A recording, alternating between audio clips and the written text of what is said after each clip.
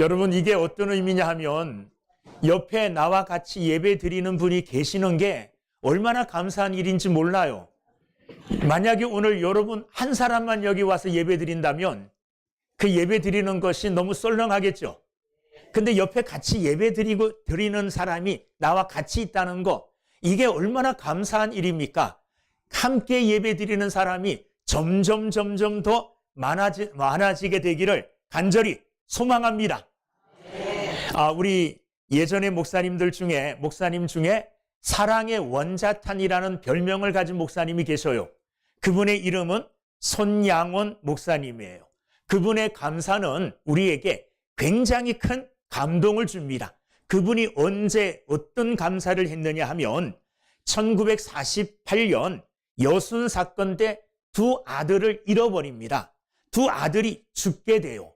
동인과 동신이라는 아들이 있었는데 이 두 아들이 죽었어요. 그런데 두 아들의 장례식 때 그는 하나님 앞에 10가지의 감사 기도를 드려요. 아니, 젊은 아들이 그것도 둘이나 죽었어요. 그것도 무슨 병이 들어 죽은 게 아니라 사고로 죽었습니다. 그럼에도 불구하고 하나님께 그 장례식장에서 10가지 감사의 기도를 드렸다는 거예요. 그 기도는 많은 사람들에게 감동을 주고 또한 많은 사람들이 그의 감사를 배우려고 애썼어요. 자, 그러는 중에 몇 년 전에 지구촌 교회 원로 목사님 이동원 목사님, 여러분 아실 거예요.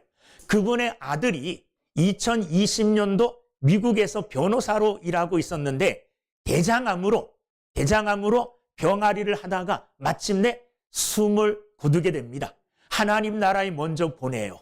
그런데 이 이동원 목사님은 손양은 목사님의 감사 기도를 보고 배웠다 그러면서 자기 아들의 장례식 때 이 이동원 목사님도 10가지의 감사를 하나님께 드려요. 그 감사의 기도가 여러 곳에 이제 인터넷을 통해서 전하여졌는데 이런 이야기를 합니다. 넌 이 집으로 다시 못 오겠지만은 하나님 나라 갔으니까 이 집으로 못 오지요. 그러나 엄마와 나는 내가 간 하늘나라로, 하늘집으로 곧 찾아가마. 이런 이야기를 하면서 10가지 감사 기도를 드려요. 첫 번째가 아들이 그 지독한 암의 통증에서 해방되어 감사합니다. 두 번째는 영광의 나라 천국에 입성하여 감사합니다. 세 번째는 그동안 유머가 많았던 아들을 인해 누린 기쁨으로 말미암아 감사합니다. 아마 이 아들이 부모님을 유머로 기쁘게 해준 모양이에요. 네 번째는 단 한 번도 불평 없이 자랑만 하던 며느리와 애교덩어리 손자를 남겨주어서 감사합니다. 다섯 번째는 어려서 게임을 좋아하더니 게임 회사 변호사가 된 것 감사합니다. 여섯 번째, 아들의 고통을 통해 예수님을 내어주신 하늘 아버지의 고통을 알게 하심을 감사합니다. 그리고 일곱 번째는 아들의 암투병을 통해 수많은 암 환자의 고통과 연대하게 된 것을 감사합니다. 여덟 번째는 또한 자식을 먼저 떠나보낸 수많은 부모들의 고통과 연대하게 되어서 감사합니다. 아홉 번째는 아들의 치유를 통해 기도한 수많은 중보 기도자들과 한 지체가 될 수 있어서 감사합니다. 열 번째는 아들이 간 천국을 더 가까이 소망하게 되어서 감사합니다. 이렇게 10가지의 감사를 드렸어요. 2020년 10월 가을 하늘 아래 아들 범을 천국으로 보내는 목사 아빠 이동원. 이렇게 맞춰요. 여러분, 아들을 먼저 보낸 이 아빠가 하나님 앞에서 감사할 수 있겠습니까? 저는 감사할 수 없을 것 같아요. 오히려 하나님을 원망할 것 같아요. 그럼에도 불구하고 이 믿음의 사람들은 하나님 앞에 감사했어요. 여러분, 하나님은 우리에게 이렇게 말씀하십니다. 감사는 범사에 하는 것이다. 어떤 특별한 일이 있을 때가 아니라 범사에 어떤 처지에 있든지 간에 감사하는 것이 우리의 감사다. 이렇게 성경은 우리에게 말씀하고 계십니다. 오늘 이동원 목사님이나 또한 손양한 목사님이나 정말 감사할 수 없는 조건임에도 불구하고 하나님께 감사했습니다. 이분들의 감사는 오늘 평탄하고 하나님이 주시는 은혜와 축복을 누리는 부족함이 없는 삶을 살면서도 감사를 잃어버리고 있는 우리에게 큰 도전을 주고 있는 그분들의 감사예요. 여러분, 오늘 본문에도 비슷한 내용의 감사가 나옵니다. 오늘 본문에 나오는 주인공은 누구냐? 10절 다니엘이 누가 등장합니까? 다니엘이에요. 이 다니엘이 그 끝에 10절 끝에 보면 기도하며 그의 하나님께 뭐 했더라? 감사하였더라. 다니엘의 감사가 나와요. 다니엘의 감사 기도가 나오는데 이 다니엘의 감사 기도도 할 수 없는 상황 가운데 하나님 앞에 감사하는 기도예요. 자, 다니엘이 어떤 때에 하나님께 감사했느냐? 지금 이 시대적인 배경이 어떻게 되느냐 하면 다니엘은 이스라엘 사람이에요. 유대인이에요. 그런데 바벨론에 포로로 끌려갔습니다. 포로로 끌려갔음에도 불구하고 바벨론에서 자기에게 주어진 일을 하나님 앞에서 성실하게 잘 감당했어요. 그래서 그 나라의 국무총리가 되고 그 나라에서도 성공하는 사람이 되었어요. 자, 그런데 바벨론이 망했어요. 그리고 어떤 나라가 세워지느냐 하면 메대의 나라가 세워지고 그 메대의 사람인 다리오가 왕이 되어집니다. 다리오가 왕이 되어졌을 때 다리오는 전국을 120도로 나눠요. 120도로 나누고 그리고 그 위에 뭘 세우느냐? 그 위에 방백들을 세워요. 그러니까 120명의 방백들이 세워진 거죠. 그리고 120명의 방백들 위에 3명의 총리를 세웁니다. 그래서 이 3명의 총리가 각각 방백들을 또 다스리게 해요. 그러니까 전국이 120도로 나뉘어져 있고 그 120도 위에 120명의 방백들이 있고 그 위에 3명의 총리, 그 위에 왕이 있는 거예요. 그런데 다니엘은 누구냐? 세워진 3명의 총리 가운데 1명이었어요. 그런데 3명의 총리 중에서도 이 다니엘이 가장 뛰어났어요. 너무너무 일을 잘하니까 다른 총리들과 다른 방백들이 이 다니엘을 시기하기 시작합니다. 다니엘이 무슨 잘못된 일 하나하나 지켜봐요. 근데 아무리 숨어서 봐도 그의 흠을 찾을 수가 없습니다. 그러자 그를 시기하는 사람들이 한 가지 묘책을 내요. 그 묘책이 뭐냐 하면 왕에게 가서 청원을 합니다. 무슨 이야기를 하느냐 하면 앞으로 30일 동안 왕 외에 다른 신이나 왕 외에 다른 것에 가서 기도하면 그 사람은 사자굴 속에 집어넣읍시다. 왕의 권위를 높여주는 척하면서 누구를 겨냥한 겁니까? 다니엘을 겨냥한 거예요. 왜?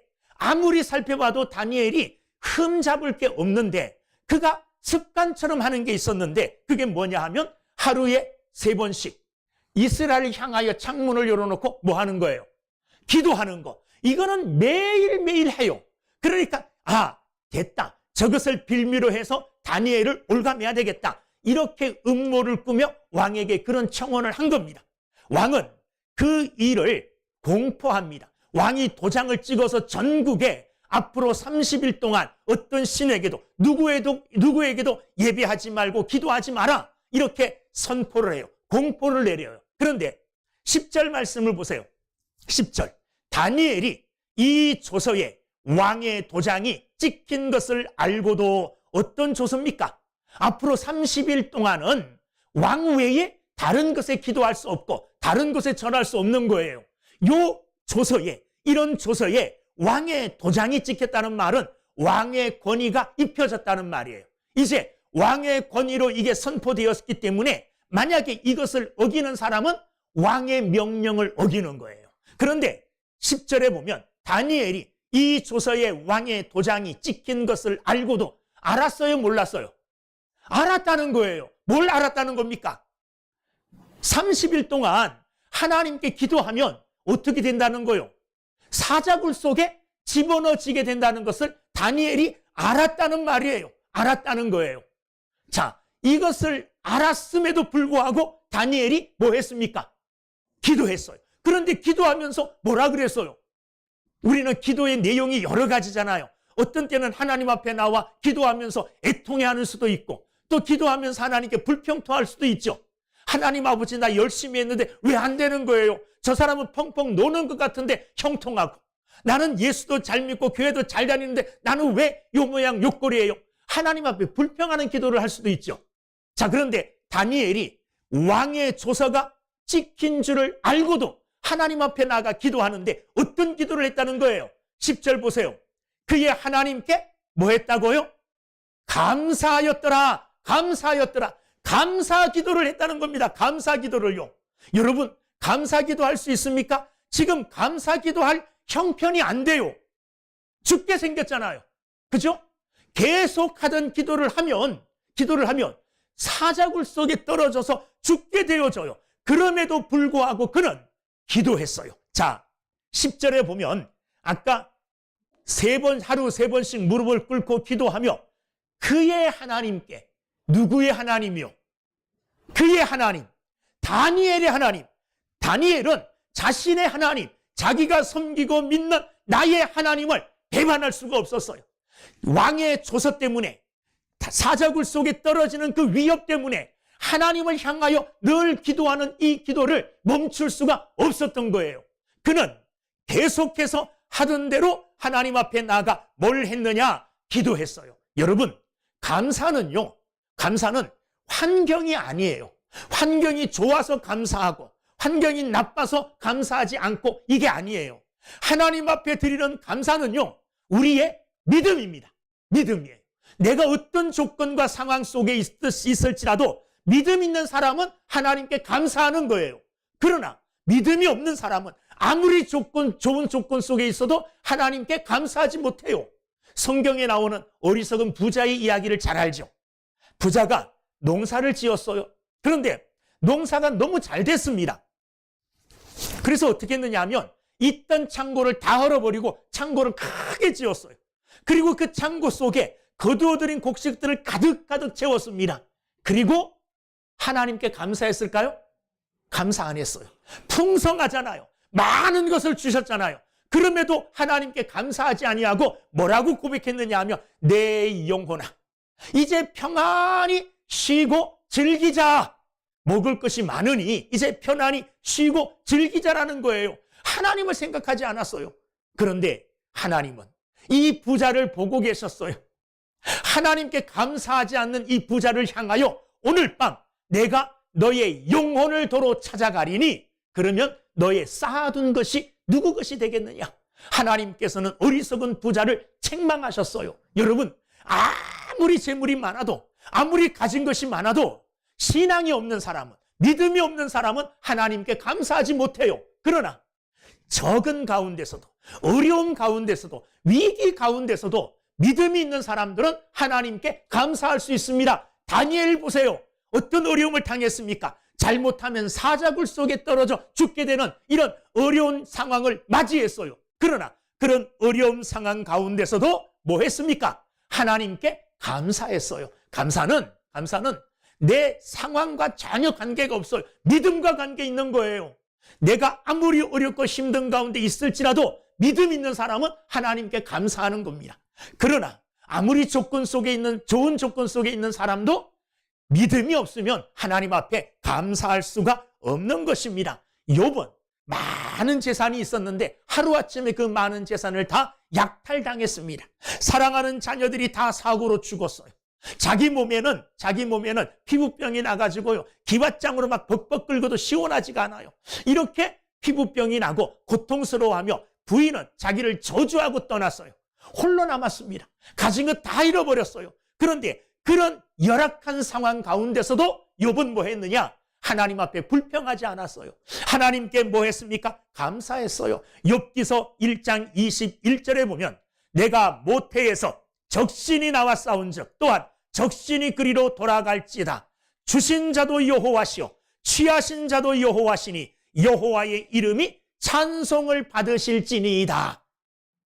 가진 것 다 잃어버리고 몸에는 피부병으로 나서 근질근질하고 막 진물이 나고 그런 상태에 있고 아내는 자기를 저주하고 떠나버리고 정말 처참한 지경에 처했지만 이 욥은 환경에 의해서 지배당하지 아니하고 그런 환경 속에서도 하나님께 찬송의 영광을 돌린 하나님께 감사한 진정한 믿음의 사람이고 진정한 감사의 사람인 줄 믿습니다. 고린도후서 8장 2절에 보면 환난의 많은 시련 가운데서 저희 넘치는 기쁨과 극한 가난이 저희로 풍성한 연보를 넘치도록 하게 하였느니라. 마게도냐 교인들이 하나님 앞에 감사했는데 어떤 조건 속에 감사했느냐? 8장 2절 아까 읽은 말씀, 환난의 많은 시련 가운데서 많은 환난과 시련이 있었는데 그 가운데서 저희는 넘치는 기쁨과 극한 가난이 도리어 저희로 풍성한 연보를 넘치게 하게 하였느니라. 도리어 그 가난이, 더 열악한 환경이 도리어 하나님 앞에 넘치도록 감사하게 했다는 거예요. 여러분, 이게 뭡니까? 이게 믿음입니다. 감사는 환경과 조건이 아닙니다. 믿음이에요. 사울왕을 보십시오. 사울왕은 다 가진 자였어요. 나라 전부를 가지지 않았습니까? 부족함이 없는 사람이었어요. 그럼에도 불구하고 그는 믿음이 없으니까, 신앙이 없으니까 하나님 앞에 감사하지 못했습니다. 감사하지 않았어요. 도리어 다윗을 시기하고 그는 하나님을 떠나 자기 멋대로 백성들을 다스리는 이런 죄악을 범하고 말았어요. 왜 그랬습니까? 그가 믿음이 없었기 때문에, 신앙이 없었기 때문에 그러했습니다.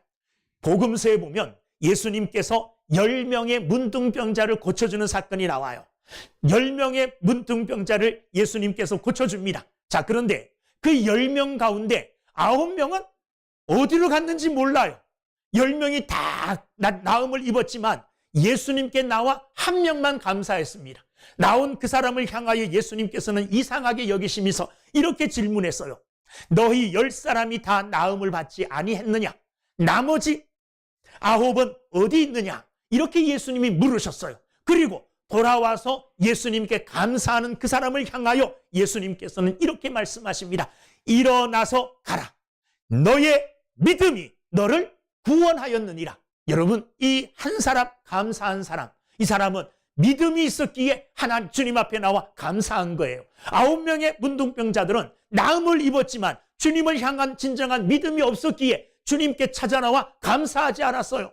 감사는 병이 나았느냐 낫지 않았냐가 문제가 아니에요. 나았든 낫지 않았든 믿음 있는 사람, 믿음이 우리로 하여금 하나님 앞에 감사하게 하는 일인 줄로 믿습니다. 다니엘을 보십시오. 이 조서의 어인 도장이 찍힌 것을 알고도 하나님 앞에 감사했어요. 어려운 여건이죠. 죽음 앞에 서 있다고 해도 과언이 아니에요. 이런 역경 속에, 이런 위기의 상황 속에서도 여전히 하나님 앞에 감사했다는 겁니다. 여러분, 하나님 앞에 범사에 감사하는 믿음의 사람들이 되기를 주의 이름으로 축원합니다. 어떤 사람은 본 회퍼라고 하는 독일 신학자는 이렇게 말했어요. 이 사람이 기독교인이냐 비기독교인이냐 무엇을 보면 아냐 하면 기독교인은 범사에 감사한다. 그러나 비기독교인은 어떤 감사할 일이 있어도 감사하지 않는다는 거예요. 기독교인이냐 기독교인이 아니냐, 성도냐 성도가 아니냐, 무엇으로 구분하느냐? 감사로 구분한다는 거예요. 감사는 기독교인의 성도의 표지예요. 표지. 내게 감사하는 마음이 있고 감사의 마음이 감사로 표출되고 실행되어질 때 나 성도구나, 나 그리스도인이구나 이렇게 확정할 수 있어요. 그러나 어떤 상황 속에서도 하나님께 감사할 줄 모른다면 비록 믿는다고 하지만, 비록 신앙생활하고 교회 열심히 다닌다고 하지만 그 사람의 마음속에 감사가 없다면 자기를 다시 한번 돌아봐야 돼요. 여러분, 어떤 상황 가운데서도, 역경 가운데서도 이 조서의 어인이 찍힌 줄을 알고도 하나님께 감사한 다니엘처럼 우리도 어떤 상황 가운데서도 하나님 앞에 감사하는 믿음의 삶을 살아가는 저와 여러분들이 다 되시기를 주님의 이름으로 축원합니다. 자, 그러면 다니엘이 어떻게 이런 역경 속에서, 이런 사자굴 속에 떨어질 수도 있는 이런 위기 상황 속에서도 하나님 앞에 감사할 수 있었을까? 그 원인, 그 이유가 뭘까? 오늘 본문에서 나타내줘요. 본문에서 그 이유를 찾을 수가 있습니다. 10절 읽어보겠어요? 시작. 다니엘이 이 조서에 왕의 도장이 찍힌 것을 알고도 자기 집에 돌아가서는 윗방에 올라가 예루살렘으로 향한 창문을 열고 전에 하던 대로 하루 3번씩 무릎을 꿇고 기도하며 그의 하나님께 감사하였더라. 아멘. 그 속에 뭐가 중요한 말이냐? 전에 하던 대로. 전에 하던 대로. 무슨 말이냐 하면 하나님 앞에 조국을 향하여 창문을 열어놓고 하루에 3번 기도하는 것은 그날 위기를 당한 그날 하루만 한 게 아니고 예전부터 계속해 왔던 일이라는 거예요. 예전부터. 다니엘은 포로로 끌려간 사람이라 그랬어요. 포로로 끌려가서 뜻을 정했죠. 어떤 뜻을 정했느냐 하면 자기를 더럽히지 않겠다. 이제는 다시는 하나님 앞에 내 자신을 거룩하게 지키겠다. 이렇게 다짐하고 결심하고 뜻을 세웠어요. 아마 그때로부터 다니엘은 계속해서 하나님을 향하여 하루에 3번씩 기도했을 거예요. 수십 년 동안 계속 해왔던 일이에요. 수십 년 동안 계속 하나님 앞에 기도하고 하나님 앞에 감사하는 이 일을 계속 해왔다는 거예요. 포로로 끌려왔음에도 불구하고 원망하지 아니하고 하나님께 기도할 때 하나님께 감사했다는 거예요. 포로로 끌려왔는데 뭐 감사할 게 있겠습니까? 그럼에도 불구하고 감사의 이유를 찾아서 하나님께 감사했다는 거예요. 손양원 목사님, 이동원 목사님, 아들을 잃고 감사할 게 뭐 있겠습니까? 그런데 그 가운데서도 감사의 조건들을 찾아 하나님께 감사했잖아요. 다니엘 또한 포로로 끌려와서 수십 년 동안 계속해서 하루도 빼놓지 않고 전에 하던 대로 계속 해왔던 대로 그 일을 했다는 거예요. 이 말은 무슨 말입니까? 그는 기도하고 감사하는 일이 생활화되었다는 거예요. 생활화. 다른 말로 하면 몸에 배버렸다는 거예요. 그냥 익숙하게 되었다는 겁니다. 여러분, 믿음 생활은 몸에 배야 됩니다. 제가 자주 하는 말 중에 하나가 뭐냐 하면 믿음은 머리로 배우는 게 아니라 뭐로 배워요? 몸으로 배워야 되는 거예요. 우리가 일상적인 삶 속에도요, 머리로 배우지 못하고 몸으로 배워야 될 것들이 많아요. 몸으로. 뭘 몸으로 배워야 됩니까? 대표적으로 자전거 타는 거, 이거 몸으로 안 배우면 머리로 못 배워요. 그렇죠? 머리로 아무리 페달을 계속 밟아야 됩니다. 핸들은 옆으로 기울지 않게 똑바로 잡아야 됩니다. 아무리 가르쳐줘도 몸으로 안 익히면 못 타요. 운전하는 것도 마찬가지잖아요. 몸으로 안 익히면요, 못 하는 거예요. 운전을 하는 사람보다 더 잘하는 사람이 있어요. 누굽니까? 부인이 더 잘해요. 옆에 타가지고 면허증도 없는 사람 이리 가라 저리 가라 뭐 브레이크 밟아라 뭐 하라 더 잘해요. 더 잘 알아요. 시키면 못하죠. 왜 못합니까?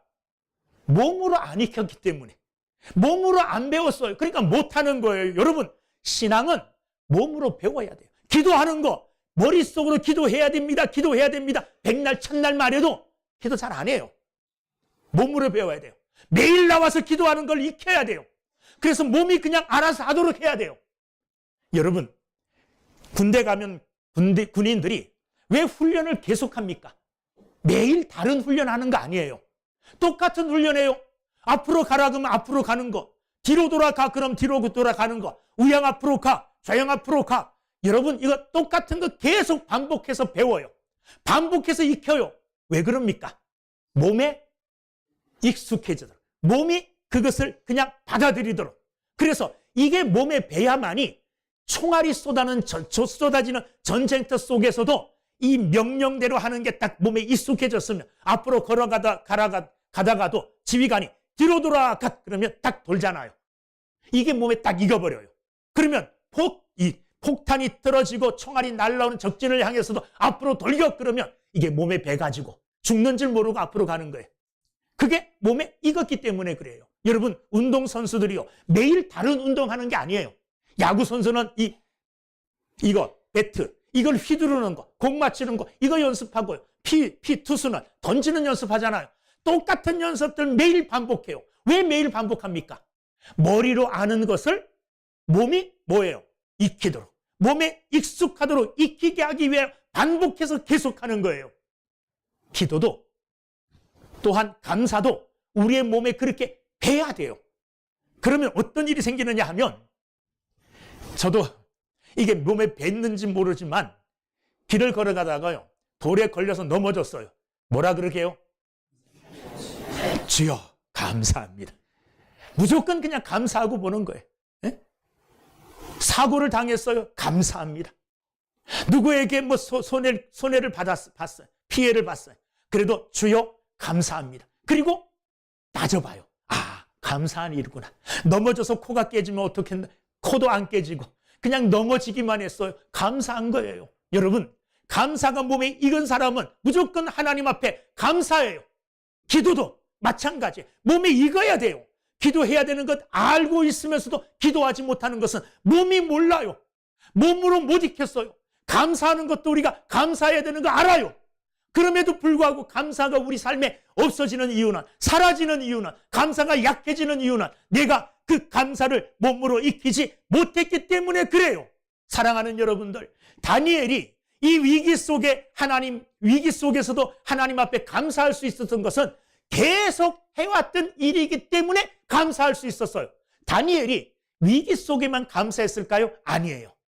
다니엘은 지금 큰 위기를 당했지만 이 큰 위기를 당하기 전까지 바벨론에서, 메뎃 나라에서, 바사 나라까지 몇 나라가 계속되는 동안에 최고의 자리에서 하나님이 주시는 최고의 축복들을 다 누렸어요. 잘 나갈 때는 감사했을까요? 안 했을까요? 네? 잘 나갔을 때도 했어요. 형통할 때도 했어요. 위기 때도 그러니까 하게 되는 거예요. 여러분들이 만약에 이 땅을 살아가는 중에 평탄한 일만 있을 거라고 생각하지 마세요. 우리의 인생은 굴곡이에요. 때로는 높이 올라갈 수도 있고 때로는 땅에 뚝 떨어질 수도 있어요. 그런데 땅에 뚝 떨어졌을 때, 내게 큰 어려움과 위기가 찾아나왔을 때, 그때 하나님 앞에 나와 기도하려고 그러면 미안하지 않아요? 얼굴이 화끈거리지 않아요? 잘 나갈 때는 하나님 앞에 나가 기도하지도 않다가 내게 이런 위기가 생기니까 그때서야 하나님 찾으려면 미안하지도 않습니까? 그때에 당당하게 자신감을 가지고 믿음으로 하나님 앞에 나가 구하려면 어떠해야 돼요? 평상시에도 그런 삶을 살아야 돼요. 그래야만이 담대하게 하나님 앞에 나가 기도할 수 있고 하나님 앞에 나가 감사할 수 있는 것입니다. 여러분, 하나님 앞에 감사하는 이 일은, 기도하는 이 일은 다니엘의 몸에 밴 일이에요. 오늘 말씀 10절 아까 전에 하던 대로 계속 해왔던 일이에요. 그래서 다니엘은 그냥 아침에 일어나기만 하면 하나님 앞에 감사하고 기도하는 것이 그냥 당연시 되는 거예요. 그렇기 때문에 왕이 사자굴 속에 집어넣겠다 이렇게 위협을 해도 일어나서 머리로는 하면 죽는데, 하면 사자굴 속에 떨어지겠는데, 머리로는 그렇게 생각해도 몸은 이미 기도하고 있는 거예요. 이런 믿음의 사람들이 되기를 주님의 이름으로 축원합니다. 신앙생활이 내 몸에 익어서 그냥 익숙해져서 일상적으로 숨 쉬듯이 여러분, 숨은 여러분 어떻게 쉽니까? 내가 지금 숨을 쉬어야 되겠다. 코로 공기를 들어 마셔야지. 이러지 않잖아요. 가만히 있어도 그냥 숨 쉽니까? 안 쉽니까? 숨 쉬잖아요. 그렇게 믿음 생활이 내게 배워져야 돼요. 오늘 다니엘의 기도로, 다니엘의 감사는 그렇게 몸에 배웠기 때문에 그런 위기 상황 속에서도, 어려움 속에서도 하나님께 기도하고 하나님께 감사할 수 있었는 줄로 믿습니다. 여러분들의 기도가, 여러분들의 감사가, 여러분들의 신앙생활이 여러분들의 몸에 익숙하게 습관처럼 몸에 배어져서 무의식적으로도 그냥 그렇게 하는, 자주 예를 들지만 운전 몇십 년 하면은요 그냥 몸에 배 있어요. 출발해야 되겠다. 어떻게 하지? 드라이브에 뒤에 놔야지. 안 해요. 그냥 저절로 되더라고요. 앞에 무슨 서야 될 때가 있죠. 빨간 신호등에 오른발로 브레이크 밟아야 되겠다 생각하고 안 밟아요. 그냥 가만히 있는데 밟아줘요. 그렇습니까? 우리 남자 운전하시는 분 그렇잖아요. 길을 쭉 가는데 갑작스럽게 누가 갑자기 뛰어들어요. 그런데 그냥 가만히 있어도 발이 딱 나가서 브레이크 밟아요. 급 브레이크 밟아요. 몸에 뱄기 때문에 그래요. 신앙생활이, 감사가, 기도가 여러분 몸에 배어지게 되기를 주님의 이름으로 축원합니다. 그러면 어떤 상황 가운데서도 우리도 다니엘처럼 기도할 수 있고 다니엘처럼 감사하는 사람이 되게 될 줄로 믿습니다. 자, 그러면 다니엘이 하나님 앞에 이렇게 어렵고 위기, 역경 속에서도 하나님께 기도했어요. 감사했어요. 그 결과가 어떻게 되었을까요? 그 결과가 사자굴 속에 떨어졌어요. 그런데 하나님이 사자의 입을 막아버렸어요. 사자의 입을 막아버렸어요. 그리고 왕을 분노케 해서 다니엘을 사자굴 속에 집어넣으려고 모략한 사람들이 있죠. 대적자들. 이 사람들이 다 사자굴 속에 떨어졌어요. 다니엘이 사자굴 속에 떨어졌을 때는 사자들이 그들을 삼키지도 입을 벌리지도 못했어요. 하나님의 사자가 입을 딱 닫아버려서. 원수들이 사자굴 속에 떨어졌을 때 어떻게 했을까요? 땅에 떨어지기도 전에 입으로 팍 물어가지고 그 사람들 삼켜버렸대요. 원수들이 죽었어요. 뿐만 아니라 하나님께서 다리오 왕을 통하여 다니엘을 높여주셨어요. 그리고 마지막 6장 28절에 보면 이 다니엘을 어떻게 불러요? 이 다니엘이 성이 이씨일까요? 아니, 성이 이씨가 아니에요. 이 다니엘이라는 이 말은 어려움을 당했을 때 역경 속에서도 하나님께 감사하고 기도했던 그 다니엘이요. 무슨 말씀인지 아죠? 이 다니엘이 다리오 왕의 시대, 그 다음에 바사 사람 고레스 왕의 시대, 이제 메덴 나라가 망하고 또 바사 나라가 세워져요. 바사 나라의 왕이 누구냐면 고레스 왕이에요. 자, 시대를 뛰어넘어서 시대를 쭉 거쳐서 바벨론 느부갓네살 왕 때로부터 메데 다리오 왕 때까지, 그리고 바사 고레스 왕 때까지 이 다니엘이 시대에 뭐 했더라? 28절 끝에 형통하였더라. 할렐루야. 하나님 앞에 그 어려운 상황 가운데서도 감사했더니 하나님께서 그 감사 기도하는 것을 잊지 않으시고 다니엘에게 하나님이 뭐 했다는 거예요? 축복해 주셨다는 거예요. 복을 내려주셨다는 거예요. 여러분, 하나님께 감사하는 것은요, 그냥 허비되어지고 소비되어지는 게 아니에요. 내 감사를 받으시는 분이 누구십니까? 하나님이세요. 전능하신 하나님이세요. 하나님은 우리가 하나님께 감사하는 일을 잊지 않으셔요. 기억하신다는 말이에요. 그리고 기억하시는 거로 끝나지 아니하고 우리에게 하나님께서 보응해 주신다. 우리에게 갚아주신다는 말이에요. 물론 하나님께 갚음을 받으려고 내가 이렇게 감사하면 하나님께서 더 큰 거로 주겠지, 이런 얕은 마음으로 하나님께 감사하면 하나님은 그 얕은 마음도 아셔요. 그래서 그 기대를 딱 깨버리죠. 무엇을 주실 것을 기대하고 드렸는데 안 주셔. 왜요? 하나님은 우리 위에 계시는 분이잖아요. 하나님을 우리가 이용하고 하나님을 우리가 이렇게 저렇게 그 위에 서려고 하면 하나님께서는 도리어 우리를 향하여 진노하셔요. 그러나 겸손한 마음으로, 신실한 마음으로, 그냥 그런 어떤 조건 없이 하나님 앞에 진심으로 감사하는 이런 사람들의 감사를 하나님은 기억하시고 감사한 대로 하나님은 갚아주셔요. 여러분, 아브라함은 100세 때까지 진정한 아들이 없었어요. 하나님이 100세 때 이삭을 아들로 주셨어요.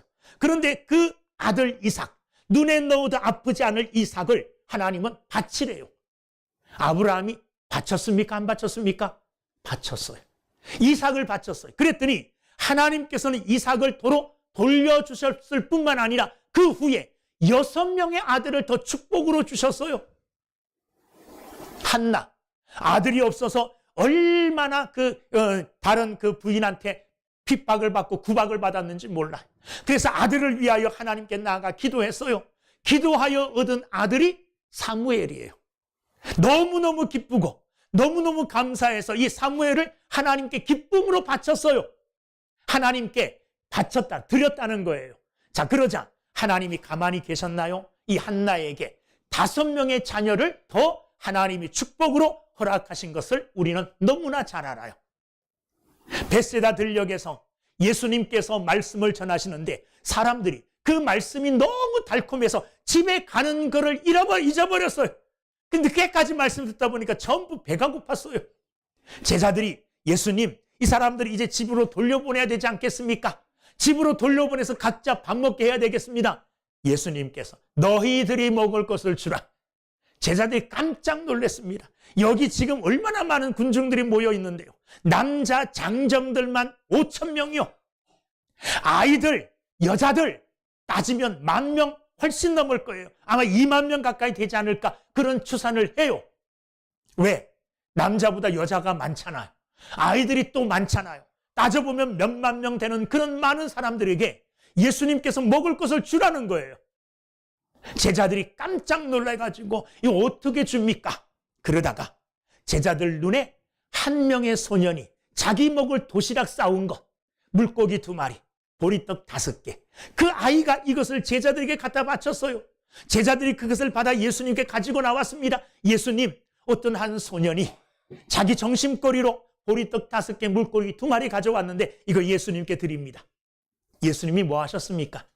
그것 가지고 축사하셨어요. 축사라는 말은 감사기도예요. 하나님께 감사기도한 후에 사람들을 50명 앉힌 후에 그 떡을 떼어줘요. 아무리 떼어줘도 떡이 끊이지를 않아요. 없어지지를 않아요. 거기 모였던 5,000명이 넘는 그 많은 사람들이 배불리 먹고도 몇 개가 남았습니까? 12광주리가 남는 기적이 나타났어요. 어째서요? 하나님 앞에 드림으로 하나님께서 5,000배로 돌려주셨어요. 5,000배로, 아니 20,000배로 돌려주셨을 거예요. 사람 따지면. 여러분, 우리가 하나님 앞에 감사하는 것은 작은 것이지만 하나님은 나의 작은 감사도 기억하고 계셔요. 기억하고 계셔요. 그 작은 감사로 인하여 하나님은 기뻐하시며 우리에게 10,000배로 축복하실 줄로 믿습니다. 그 은혜를 사모하며 그 하나님의 풍성하신 놀라운 은혜를 사모하며 기쁨으로 기꺼이 하나님 앞에 아낌없이 늘 감사하는 삶을 사는 저와 여러분들이 다 되시기를 주의 이름으로 축원합니다. 기도하겠습니다. 은혜로